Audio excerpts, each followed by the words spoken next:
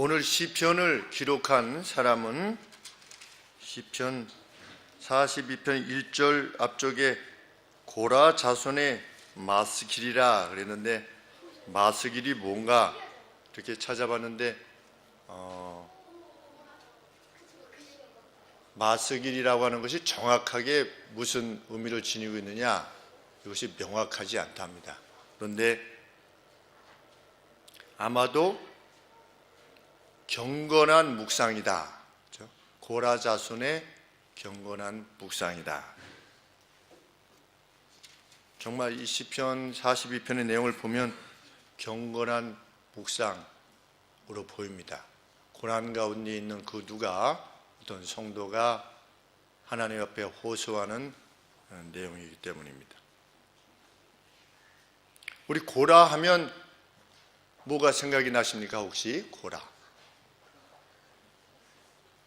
고라가 죽었지요.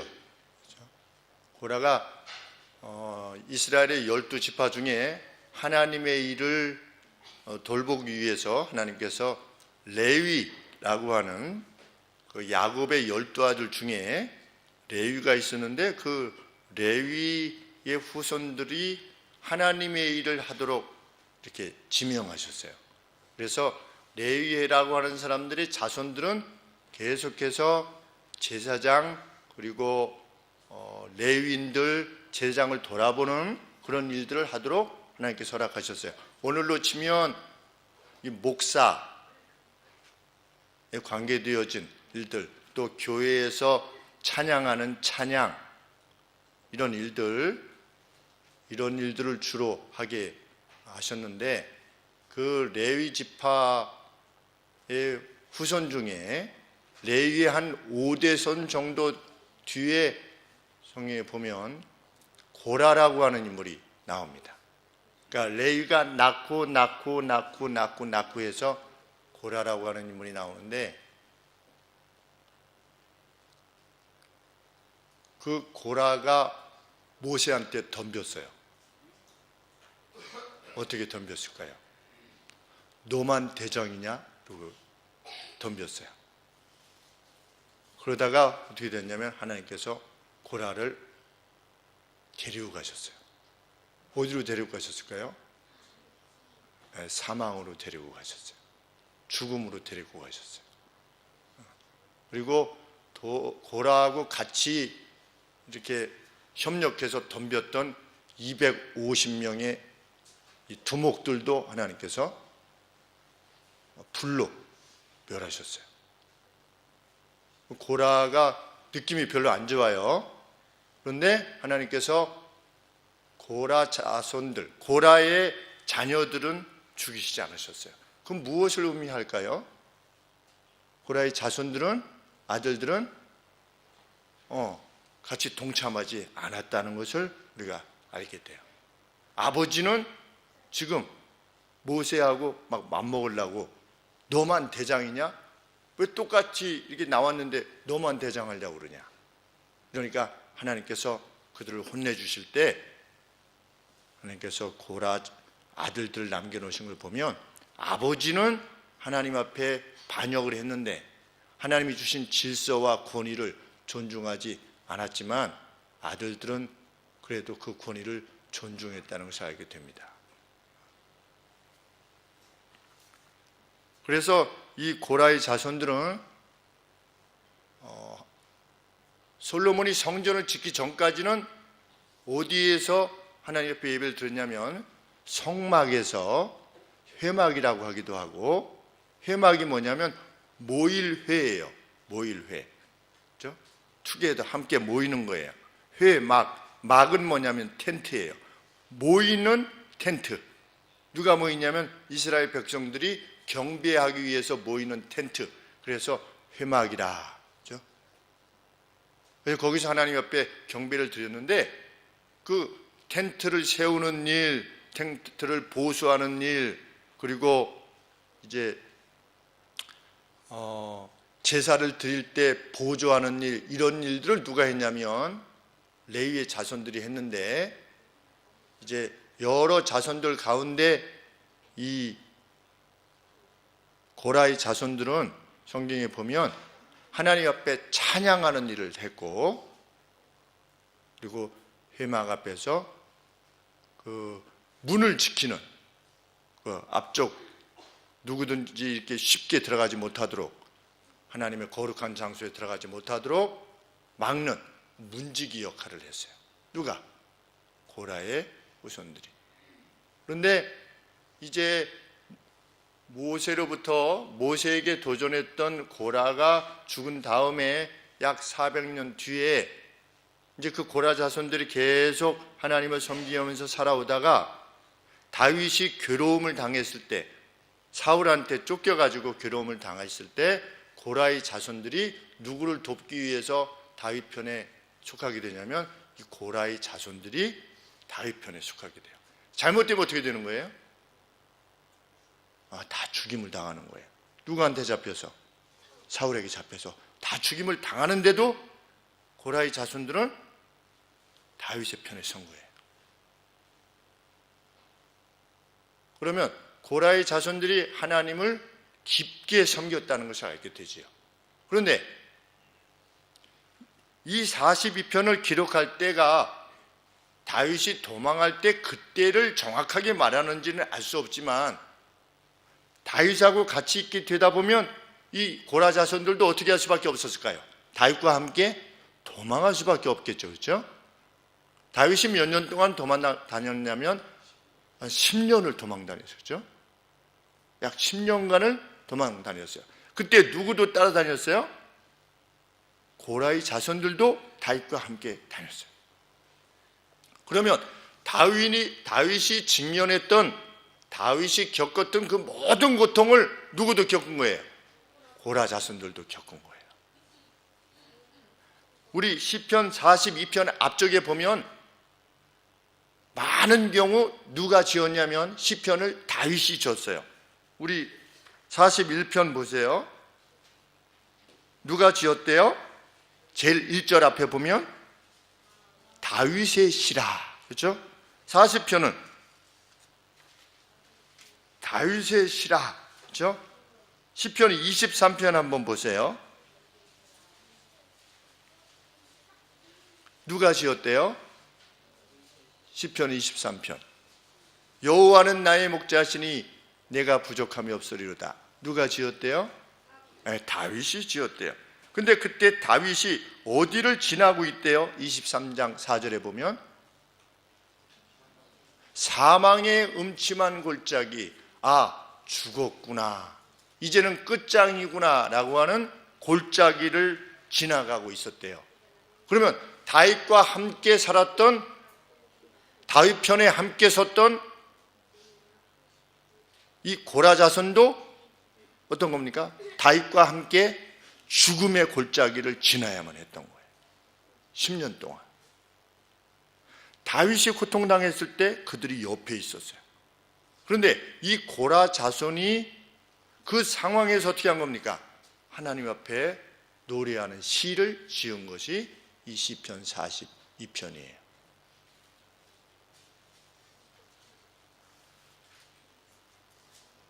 이스라엘 백성이 이집트에서, 애굽에서 나올 때가 예수님 오시기 전 약 몇 년 전이에요? 약 1400년 전이에요. 그렇죠?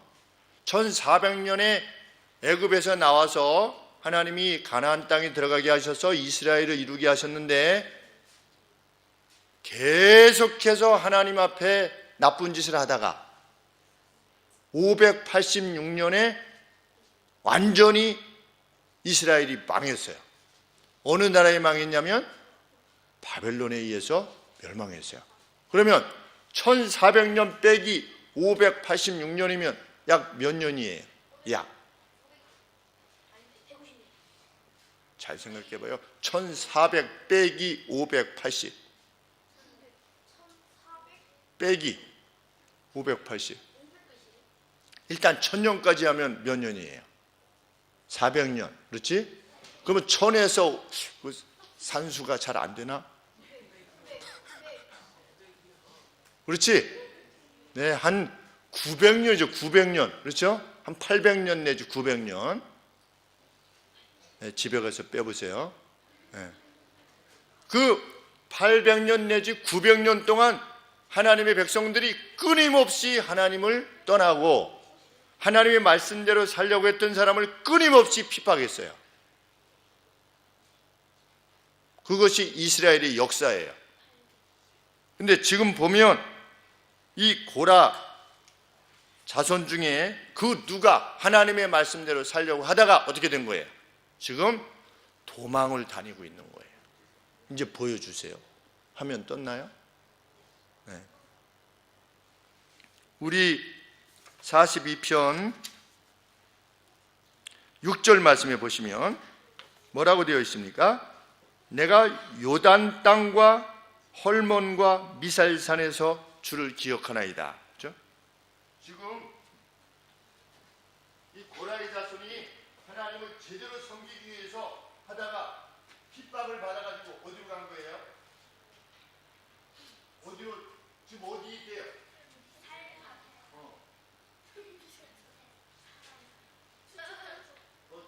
이 미살산이 어느 산인지는 정확하게 알 수 없는데 여기 이제 대강 이쪽이다라고 하는데 헐몬산이 어디 있어요? 헐몬산이 여기 있어요. 그렇죠? 그 다음에 이 요단 북쪽 지역에 지금 누가 떠들어 다니는 거예요? 이 다윗이나 고라의 자손들이 함께 여기를 떠들어 다니는데 원래 어디 있어야 돼요?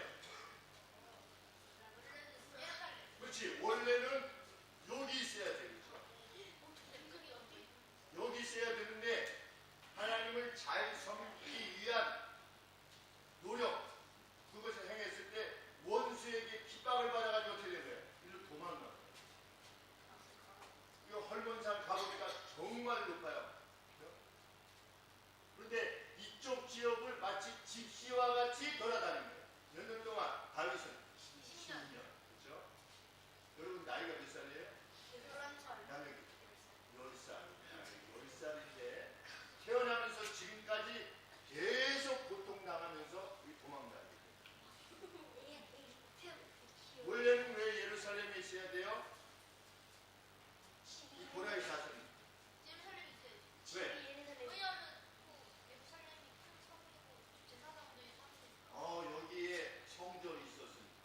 그렇죠? 고라의 자손 여기서 살아야 되는데 지금 어떻게 된 거예요? 저기로 도망다니면서 이 시편을 기록한 거예요. 우리들 중에 하나님 말씀을 온전히 수행하기 위해서 어떤 희생이 치러지게 되고 고난 가운데 직면하게 되어 있다면 누구랑 똑같은 겁니까? 이 고라 자손과 똑같은 것입니다. 하나님을 위해서 선한 계획을 하고 그것을 목적하다가 어떤 괴로움에 빠지게 되면 그는 누구입니까? 헐몬산, 요단강가로 도망하여 다닐 수밖에 없는 그 고라 자손 중에 그 어떤 의인, 그의 삶인 것이죠.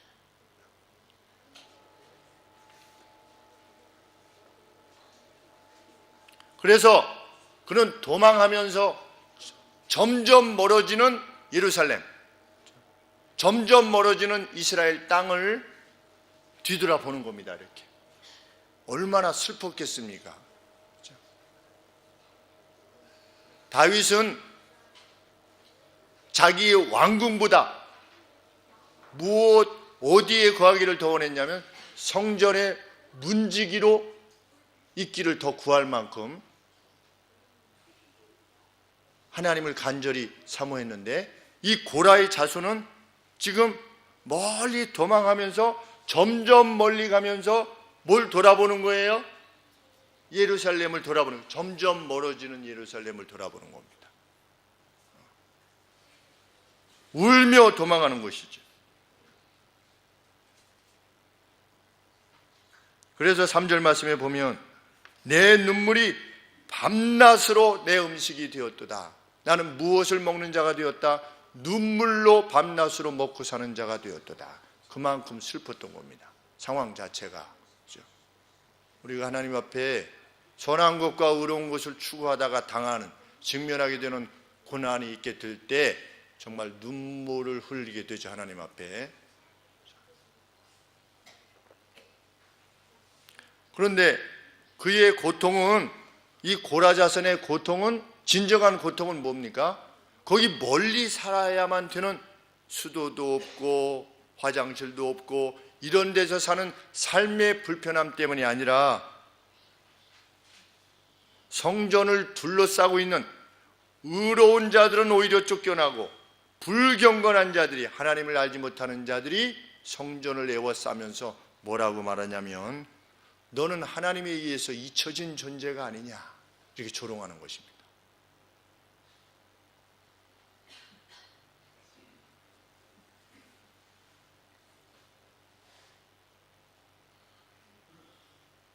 삼절 말씀에 사람들이 종일 나더라 하는 말이, 그 악한 자들이 종일 나더라 하는 말이 네 하나님이 어디 있느냐. 네가 하나님 잘 섬긴다면서, 하나님이 너를 돌보신다면서, 너를 위로하신다면서 라고 하는 말을 듣는 것, 그것이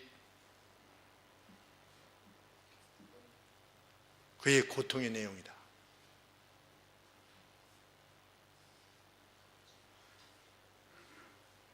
그들은 하나님을 조롱하는 거지요. 너같이 충성된 자를 돌보지 않는 신은 왜 살아있는 신이냐? 라고 조롱하는 거죠.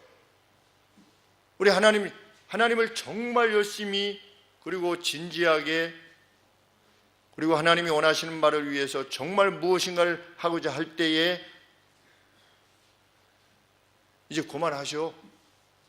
되지도 않는 일을 그렇게 하려고 그래. 이제 포기해. 그냥 우리의 방식을 따라. 라고 할 때 하나님이 받게 되시는 조롱, 그것을 견딜 수 없어 하는 겁니다. 그런 사람이 경건의 사람입니다.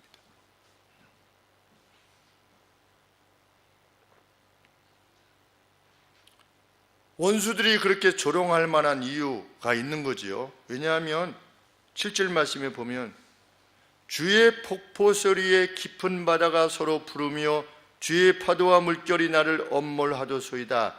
두 가지 내용인데, 주의 폭포 소리에 깊은 바다가 서로 부르며, 근데 이 깊은 바다가, 바다를 제 성경에는 그 원문에 뭐라고 되어 있냐면 깊음이 깊음을 부른다, 이렇게 되어 있습니다. 깊음이 깊음을 부른다. 그 딥이 있죠. 이렇게 깊다고 하는, 깊음이 깊음을 부른다고 그랬는데, 그 깊음이 또 다른 용도로 무엇이라고 쓰여졌냐면 심연, 그렇죠? 어떤 지하세계, 지하세계가 연이어서 부른다. 무슨 뜻이겠습니까? 매일매일이 지옥이라는 겁니다.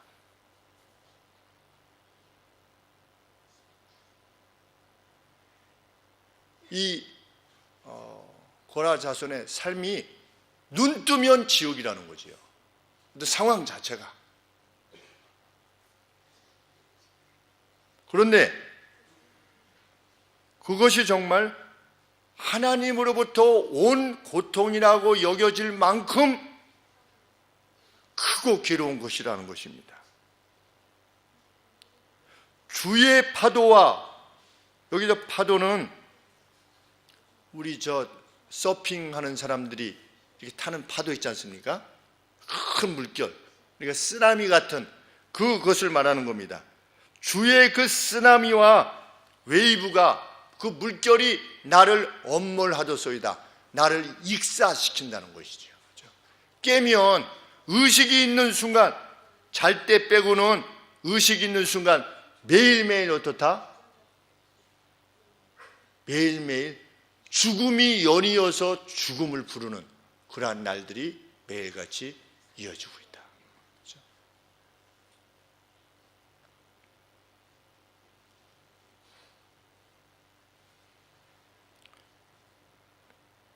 빠져나올 수 없어 보이는 깊은 구렁 가운데 있는 자기 자신을 발견한 것입니다. 그리고 그것이 현실이었습니다.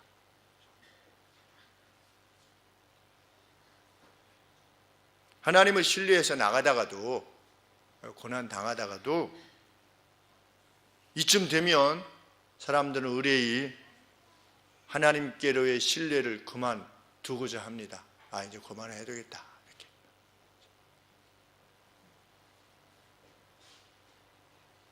그런데 기자는 그럼에도 불구하고 그런 상황 속에서도 뭐라고 하나님 앞에 호소하는 겁니까? 42장 1절에 하나님이여, 사슴이 시냇물을 헐떡이듯이 제 마음이, 제 가슴이 하나님을 팬츠합니다. 열망합니다. 헐떡입니다. 그렇죠? 이런 상황에서 우리 욥의 부인은 어땠습니까? 고난이 계속되니까 하나님을 욕하고 죽으라, 차라리. 그랬지만 이 기자는 여전히 내 영혼이 주를 팬츠합니다. 갈망합니다. 주를 향해서 헐떡입니다. 우리 사슴이, 우리 동물의 왕국 같은 데를 보면 사슴이 그 건기에 물속에 악어가 있는 줄 알아요. 그렇죠?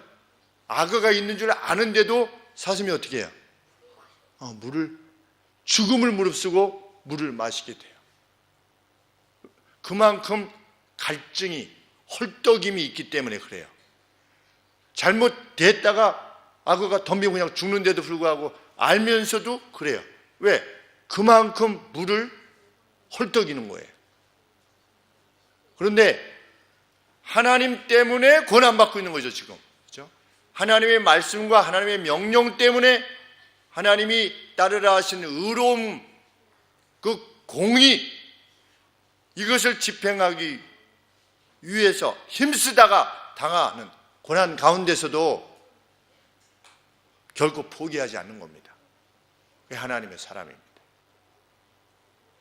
하나님의 사람의 가치는 그때 있는 것입니다.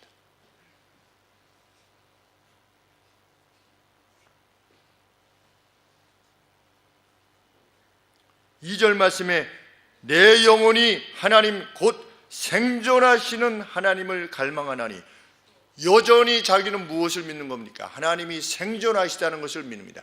Living God, 그렇죠? 하나님을 살아 계신 분으로 여전히 믿는 것입니다. 이런 상황 보니 하나님이 안 계신가 봐, 나는 잘 모르겠어, 이게 아니고 오히려 그분의 요구를 따라 행하다가 고통당하는데도 불구하고 어떻습니까? 나는 내 살아계신 하나님을 갈망하노니 내가 어느 때에 나가서 하나님 앞에 배울고, 이거는 탄식이 아니라 용기의 표현인 거지요.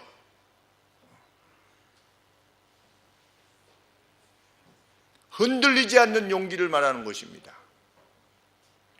하나님은 이런 이들을 찾고 계시는 겁니다. 그게 돈이 날아가든 자기의 시간이 날아가든 건강이 날아가든. 오늘 아침에 어제 저녁에 저희 집사람에게 물었습니다. 요 전에 그 기독교 방송에서 무슨 아주 그 감동적인 이야기를 들었는데 여보 그게 뭐지? 그랬더니 뭐 단서를 줘야 될 거 아니에요. 그래서 사회자가 누구였어요? 모르겠는데 어디에서 나온, 글쎄 모르겠는데 하여튼 누군가 나와가지고 이렇게 그랬더니 저희 집사람이 다른 사람을 찾았어요. 다른 사람을 찾아가지고 저한테 혹시 이거 아니냐고 이렇게 얘기하는데, 어떤 젊은 성도님이 돈을, 여러분도 들으셨는지 모르겠지만 돈을 많이 버셨던, 젊은 날 돈을 많이 버셨던 그 어떤 분이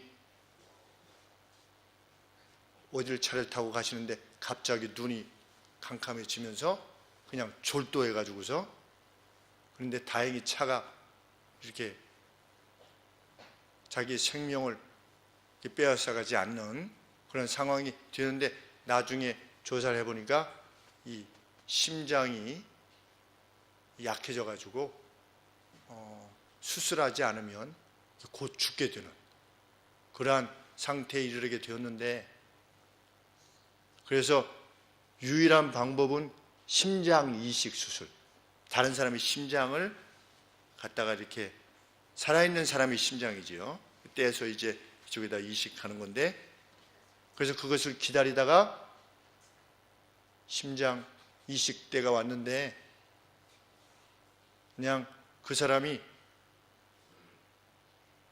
우연히 이 의사가 하는 말을 듣기로는 저 옆에 다른 사람도 자기랑 똑같은 병으로 인해서 들어왔는데 저 여자분은 이틀 뒤면 죽을 것 같다, 그런 거예요. 그 이야기를 들은 거예요. 자기가 이제 심장 이식 수술 기다리고 있는데, 그랬는데 이 성도님께서 그러면 나는 심장 이식 수술 만약에 안 하면 얼마까지 살 수 있습니까? 그러니까 일주일 내지 3주 정도까지 살 수 있다. 그러니까 3주 되면 20일 정도 지나면 죽는 거예요. 그렇게 의사가 말하는 거예요. 저 사람은 이틀 뒤에 죽을 거다. 그런데 이분이 어떻게 한 거예요? 그 심장을 그 여자한테 준 거예요. 여러분 그럴 수 있겠어요? 나는 20일 뒤에 이거 심장 수술 안 받으면 난 죽는 거예요. 죽는다고 의사가 말하고 있는데 옆에 사람이 이틀 뒤에 죽는 거예요. 그래서 내가 어떻게 되든 이 이틀 뒤에 죽을 사람에 대해서 이 심장을 먼저 주는 거예요. 그래서 이 심장 수술해가지고 이 여자가 살아났대요. 살아났는데 의사가 이해할 수 없는 거겠죠. 어떻게 이것이 가능하냐. 근데 참 놀랍게도 다른 그 3주 내에 다른 심장이 이렇게 들어와서 이분도 심장 이식 수술을 해가지고 살게 되었는데, 이 전 심장보다 자신이 받은 심장이 좀 안 좋은 상태의 심장이라서 한 5년인가 6년 뒤에 다시금 수술을 했대요. 그래서 그 수술 받고 나서 이제 나와서 인터뷰를 하시는 거지요. 그런데 세 번은 안 해준대요. 그러니까 이 심장이 끝나면, 왜냐하면 여러 사람들한테 기회를 줘야 되니까 3번은 안 해주는데 이 심장 가지고 사는 날까지 살다가 죽는 거예요.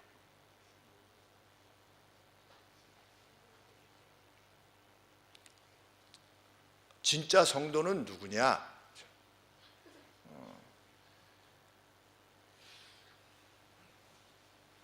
원수를 위해서까지도 복을 비는, 누구 때문에? 우리가 인식하는 하나님, 살아계시는 하나님이라고 믿기 때문에. 그러면 잘못되면 안 돌아오면 죽을 수 있잖아요. 모두가 그럴 수 있는 것은 아닐지 몰라도 우리는 그런 신앙에 대해서 들을 수 있다는 것이 너무나 감사한 거죠.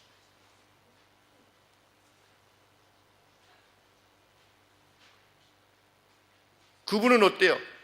오늘 죽을지 내일 죽을지 모르고 이렇게 살아가는 거예요. 우리 한기범 씨가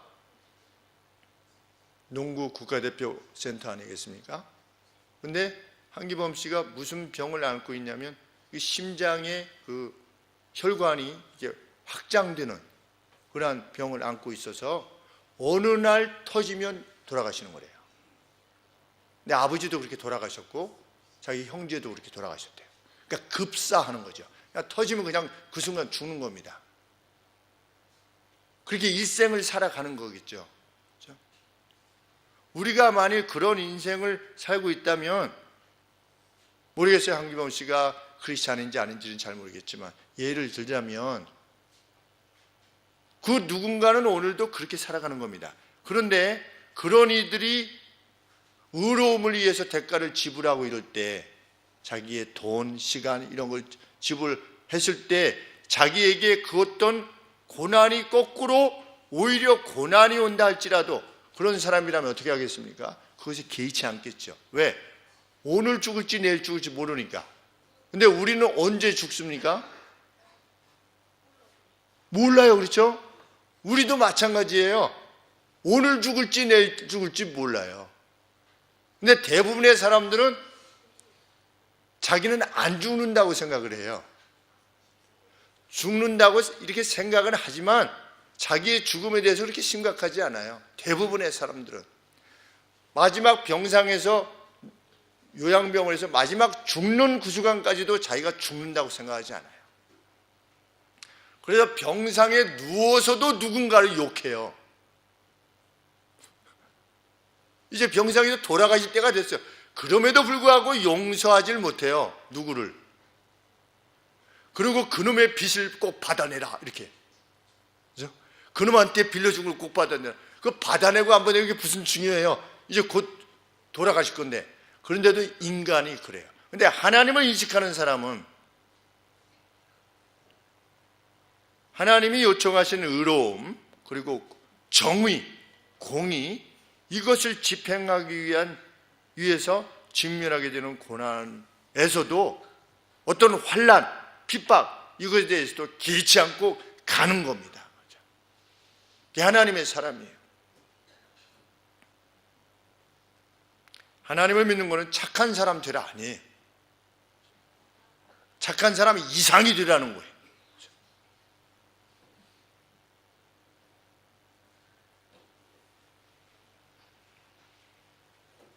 그들이 온 종일 도대체 너를 지켜준다는 신은 어디 있느냐라고 조롱할 때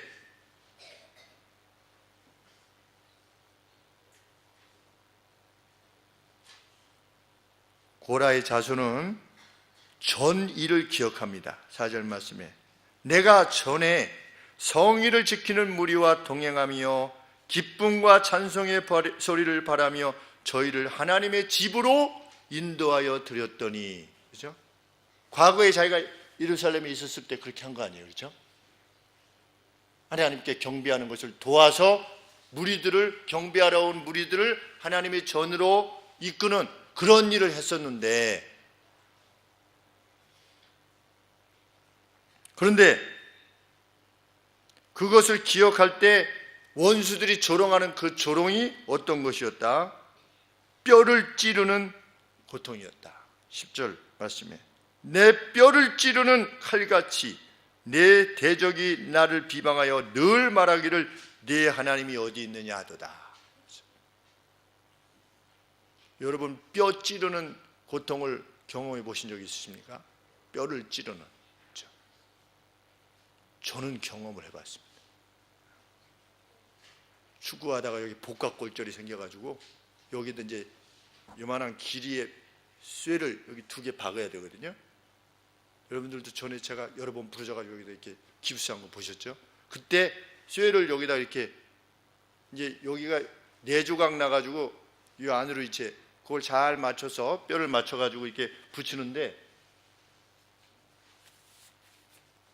이제 뼈가 부러져 있으니까 이렇게 어긋나 있는 거를 쇠를 넣어가지고 잘 이렇게 꿰어가지고서 바로 이게 잡는 걸 하는데 하다가 마취가 점점 풀려가는 거예요. 그래서 점점 뼈를 찌르는 아픔이 이렇게 느껴지는 거예요. 근데 이거는 보통 아픈 그런 느낌이 아니에요. 그래서 선생님 좀 빨리 하셔야 되겠습니다. 왜 그러십니까? 뭐가 옵니다. 고통이 옵니다.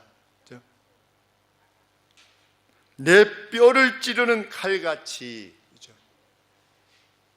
그것이 자신에게 고통스럽다. 언제? 현재가. 그럼에도 불구하고 기자의 절망은 완전한 절망일 수 없다, 이겁니다. 우리도 때로 참 마음이 낙심하고 괴로워질 때가 있습니다. 그런데 믿음의 선진들은 무슨 철인이 아니었어요. 그들도 철인이 아니었어요. 다윗도 두려워했어요. 슬퍼하고 울고 더 이상 울 기력이 없을 정도로 울기도 했어요. 다윗이 시글락에서. 그런데 성도의 절망은 세상의 절망과 다른 이유가 성도의 절망은 완전한 절망이 아니기 때문에 그렇습니다. 자기 안에서 하나님으로 인해서 용기를 내는 것이지요. 그래서 뭐라고 이렇게 노래하게 됩니까? 5절, 자기의 영혼에 대해서 말하는 겁니다. 외치는 거지요. 내 영혼아, 내가 어찌하여 낭망하며 어찌하여 속에서 동요하는고. 너는 하나님을 바라라. 그 얼굴의 도우심을 인하여 내가 찬송할 날이 반드시 오게 될 것이다. 이렇게 지금 노래하고 있는 겁니다.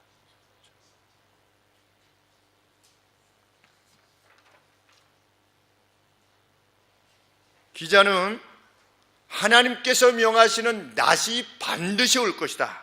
그렇죠? 어디에 있습니까? 8절 말씀에 여호와께서, 원문에 이렇게 되어 있습니다. 여호와께서 낮에 그의 인애를 베푸실 것이다. 그런데 커맨드라고 하는 단어를 사용했습니다. 여호와께서 낮에 그의 자비를 명하실 것이다. 그렇죠? 이게 무슨 말씀입니까? 낮이라고 하는, 지금 캄캄한 밤인데, 사망의 음침한 골짜기인데, 음침한데 하나님께서 낮을 명하실 것이다. 그렇죠? 하나님의 인애로 채워주실 것이다. 그래서 나는 어떻게 될 것이다? 8절 말씀에 그렇게 해가지고 밤에는 그분을 찬송하는 찬송이 내게 있게 될 것이다.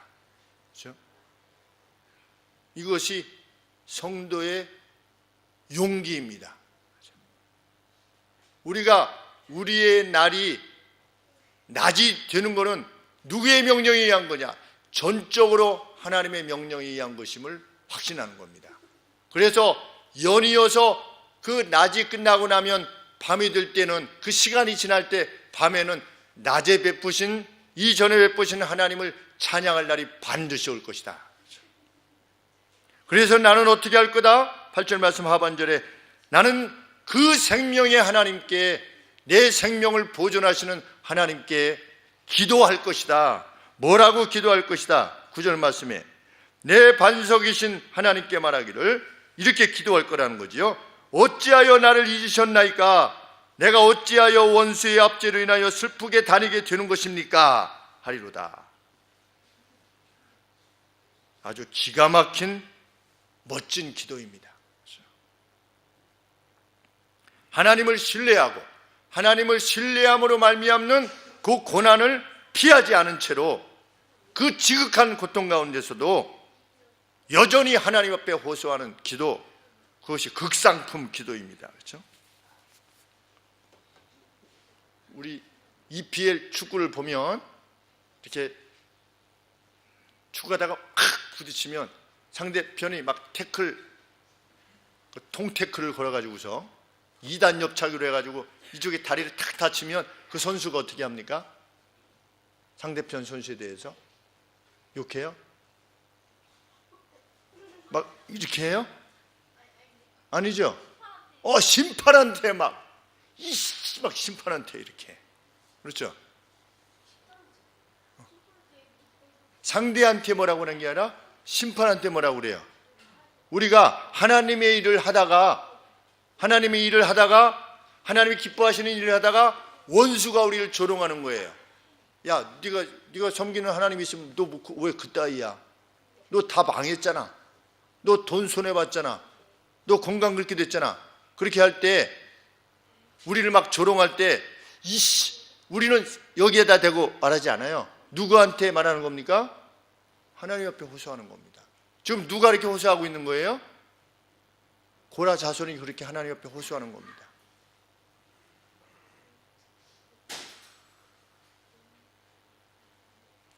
구절 말씀 하반절에 하나님 왜 나를 잊으셨습니까? 우리 이렇게 기도할 수 있습니다. 누가? 주님이 기뻐하시는 일을 위한 대가를 지불하려는 사람들, 그런 성도, 힘에 겹도록 주님이 기뻐하시는 일을 위해서 나아가는 사람은 하나님 앞에 이렇게 기도할 수 있습니다. 하나님, 이게 뭡니까? 이렇게 하나님 앞에. 그렇죠? 달리 말하면 이게 뭡니까? 뭐라고 하는 거죠? 이게 뭡니까 하나님? 나 하나님이 기뻐하시는 일을 위해서 이렇게 나아가고 있는데 왜 원수들이 네가 하나님이 믿는 하나님이 살아계시다면 너 네 꼴이 뭐냐? 하나님이 너를 잊었나 보다 네 신이 라고 하는 원수의 조롱이 도대체 어찌된 일입니까? 라고 호소할 수 있다는 겁니다. 누가? 그 대가를 지불하려고 하는 사람들이.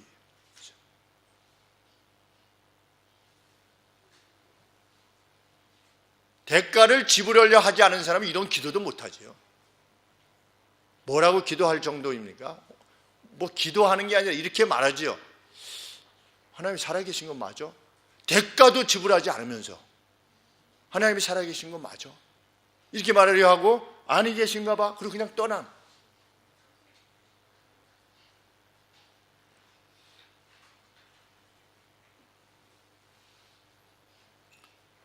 그는 마지막으로 이렇게 그의 찬양을 맺습니다. 11절에 내 영혼아 내가 어찌하여 낭망하며 어찌하여 내 속에서 불안하여 하는고 왜 내 마음이 요동하는고 너는 하나님을 호흡해라 소망하라 나는 내 얼굴을 도우시는 내 하나님을 찬송하게 될 것이다.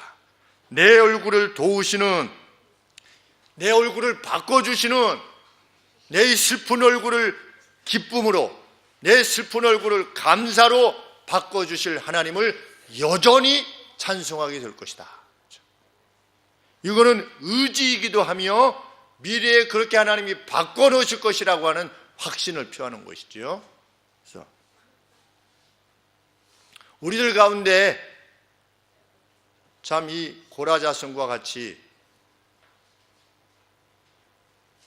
하나님의 뜻에 순종하기 위해서 하나님의 일에 수종들기 위해서 그 관계 속에서 하나님께서 기뻐하시는 일을 위해서 내가 무엇인가 대가를 지불하게 될 때 그리고 대가를 지불하는 정도가 아니라 그것이 내게 엄습하는 두려움, 고난 이것이 주어지게 될 때 우리 자신을 헐몬산에 있는 요단의 땅에 있는 고라 자손에 자기 자신을 비유할 수 있게 되기를 원합니다. 이는 분명 의인입니다. 무릇 경건하게 살고자 하는 자는 핍박을 받게 될 것이다. 이렇게 말씀하셨죠? 이 땅에서 무릇 경건하게 살고자 하는 자는 하나님답게 살고자 하는 자는 핍박에 직면하게 될 것이다. 대가를 지불하게 될 것이다. 과연 우리에게 그런 대가가 있다면 우리는 기뻐하게 될 것입니다. 기뻐하려 할 것입니다. 의를 위하여 핍박을 받는 자 기뻐하고 즐거워해라. 왜? 천국이 저희의 것이기 때문에.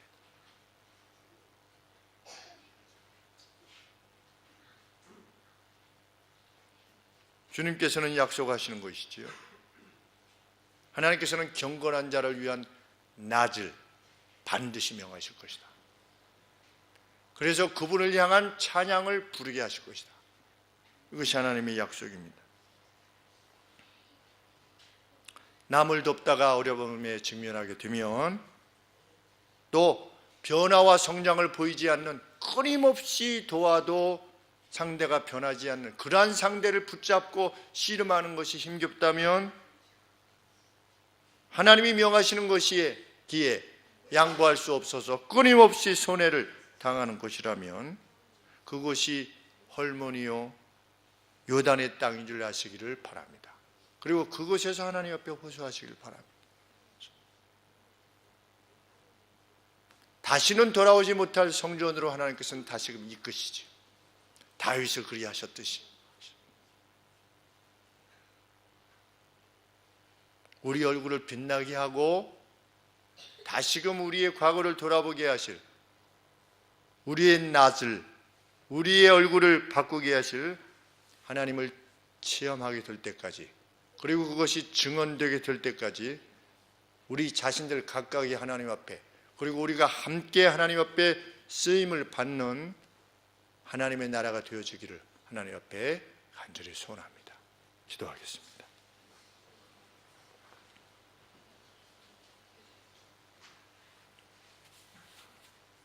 하나님, 주를 위한 슬픔이 있습니까? 그리고 고난이 있습니까?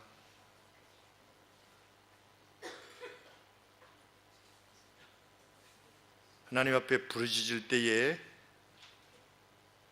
그 가슴을 지켜주시기를 간절히 소원합니다. 요동치 않는 가슴을 허락하여 주시고 신앙을 허락하여 주시옵소서. 하나님은 저희들이 인생의 순례길을 다 마칠 때쯤에는 혹은 그 이전에라도 하나님께서 우리를 그곳에 두게 하신 의미와 그 가치를 밝혀주시리라 믿습니다. 그것이 세상적인 회복이든 아니면 그렇지 아니한 것이라 할지라도 하나님께서는 분명 우리에게 알리실 것이며 감사의 찬양으로 우리의 마지막 임종의 순간을 맞게 하시리라 확신합니다. 아버지, 이전의 성도들도 그러한 임종을 맞이하였습니다. 그것을 우리는 모두 함께 지켜보았습니다. 하나님 아버지, 저희들도 그리 이끌리라 믿습니다. 하나님, 오늘 하나님의 나라를 위한 대가를 두려워하지 않는 저희들이 되게 하여 주시고 의심하지 않게 하여 주시고 후회하지 않는 저희들이 될 수 있도록 도와주시옵소서. 아버지께서 낮을 허락해 주실 때 마음껏 찬양할 날이 반드시 도래할 것을 함께 확신하며 나가는 저희 모든 성도들 교회 되게 하시고 이 땅에 세우신 모든 교회들이 되게 하여 주옵소서. 거룩하신 예수 그리스도 이름으로 기도합니다. 아멘.